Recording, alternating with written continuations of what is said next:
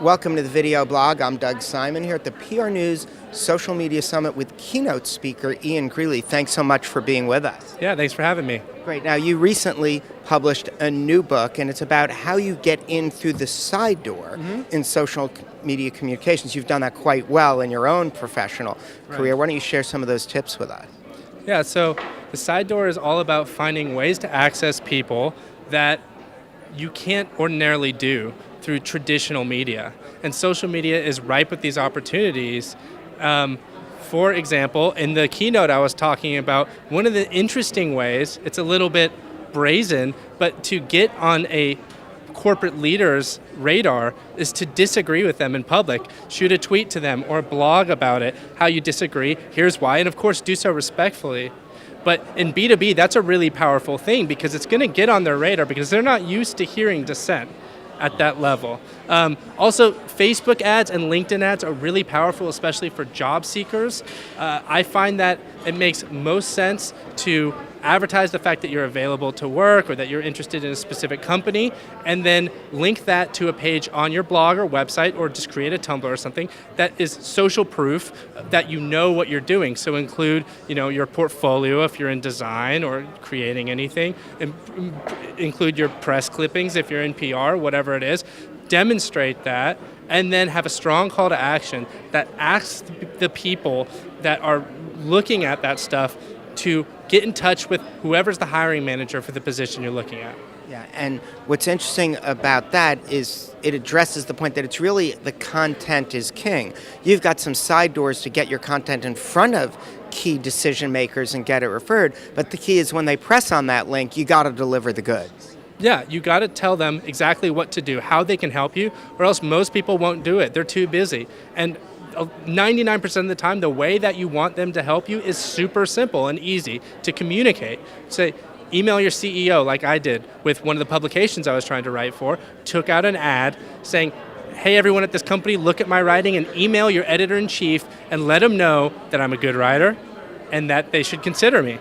And sure enough, this person emailed me and we chatted on the phone and it went from there. And that's a perfect example of how you really just got to tell people what to do and they'll do it, not because they're drones, but because they're busy.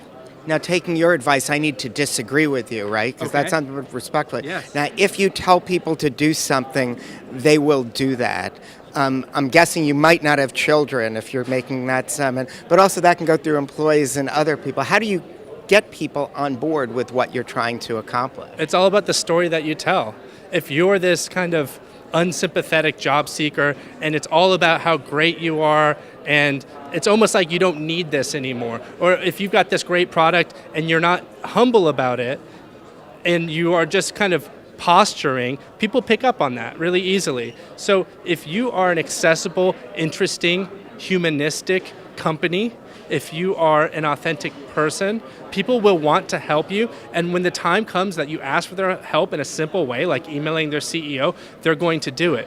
If you are too rigid or bombastic, they're not going to do it. It's that simple. And it's not everyone, but a high enough percentage of people that interact with your content will. Yeah, and a fantastic point you made is the distinction between human and humanistic. Businesses are people. Obviously, they're not people. It's great. Your friend pointed out, well, we don't want businesses to be like people. People do bad stuff all the time. But humanistic and how you can actually emulate the best in your audience to be the voice of your brand. Yeah, exactly. The guy's name is Tim Lebrecht. He's the one that told me, everyone's talking about how brands need to be human, but that's the worst thing that could happen. Humans are responsible for every single bad thing in the world.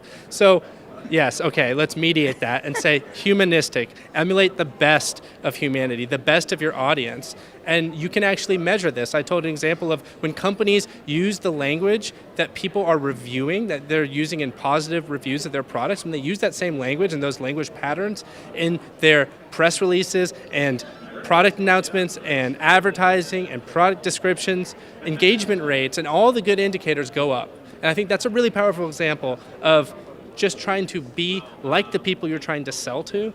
After all, you shouldn't be completely different than them. You shouldn't have a wall of isolation around yourself. At the end of the day, you're trying to do exchanges with them and do commerce with them. So you should be closer to the way that they are. They talk they see the world. Right. Well, as a B3D version of your book and your work, you're a pretty effective one. Thanks for being with us. Thanks a lot.